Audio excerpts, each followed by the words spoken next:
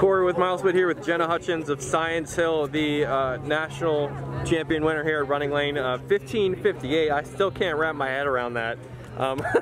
Congratulations. It's been like a half hour since the race. Have you wrapped your head around that at all? Yeah, I think it's just such an incredible race. I'm really grateful for the people here at Running Lane for putting on such a great event and just having a lot of great competition around me. It's amazing just being able to compete this season at all with COVID and everything. So after some time to reflect, I'm just really grateful to be out here and so excited about my performance. Knowing you could run fast, did you study John Hunt Park beforehand and determining like how you had to run the tangents? Like what kind of work did you put in before the race to prepare you? Yeah, I think I just really mentally tried to focus myself in on staying focused throughout the race, since there is like a lot of long stretches throughout this one. I knew the splits that I needed to hit, and I've seen like Ethan Strand and other people at Southern Showcase seem to have really great performances here, so I figured with the great footing and everything, I had a pretty good shot at running something fast, or at least PRing anyway. So yesterday I went out and really tried to study the tangents well, because since it is so wide, you could cut off a lot of distance there. So yeah, just an overall good evaluation. Pre-race, are you the type that gets like an easy run in, or do you want to get the legs turned over pre-race? Like how do you normally take that? Yeah, I do a little bit of both. I just do something. My mileage is pretty low in general. I do about 38 to 40 per week. So I think just taking it easy, and then I also like to throw in towards the end of the run maybe a few just 20 or 30-second pickups, just to kind of get my legs acclimated to running a faster pace on the course just towards the end of the run.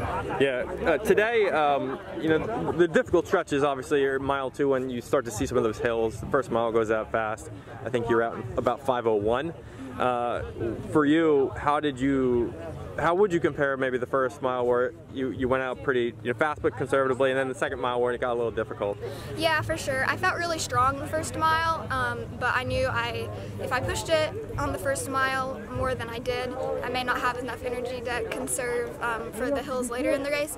So when mile 2 started, you hit a couple through there. I felt pretty strong through those, but the start of mile 3, it started to kick in a little bit with the biggest hill over there on the backstretch. Yeah. So I really just tried to get up that strong and then focus in on having a strong finish. Yeah.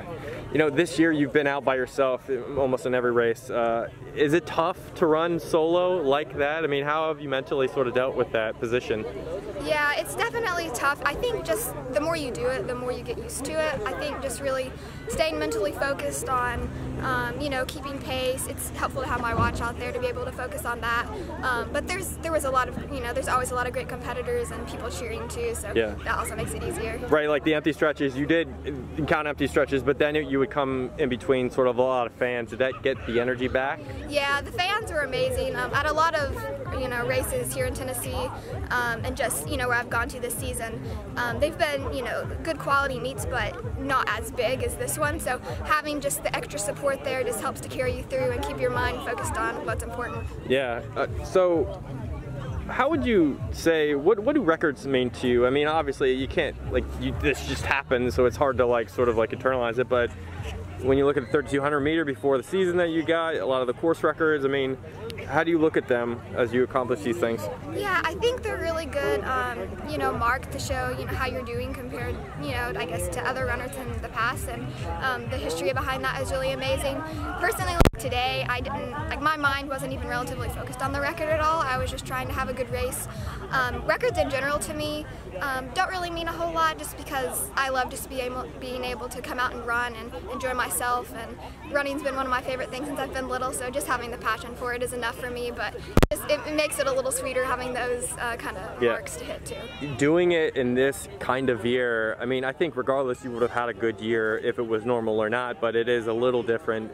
Is it surprising, the amount of success that you've seen maybe the country have too in this kind of season? When you look at Bryn, you look at Sydney, and you, I mean, is it surprising at all, do you think, that this amount of success, or no? Yeah, I think it is actually surprising that just, even though there's not, as much hype around it, or maybe not as much, I guess, opportunities. Like invitationals, as there was before in the past. I think it would be really easy, I think, for people to, kind of relax and think, well, kind of what are you training for, really?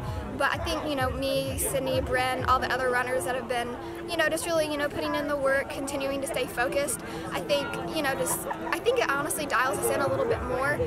Just being able to know, you need to stay focused on this. And then just being able to come out here, and I think we're just all really grateful to compete.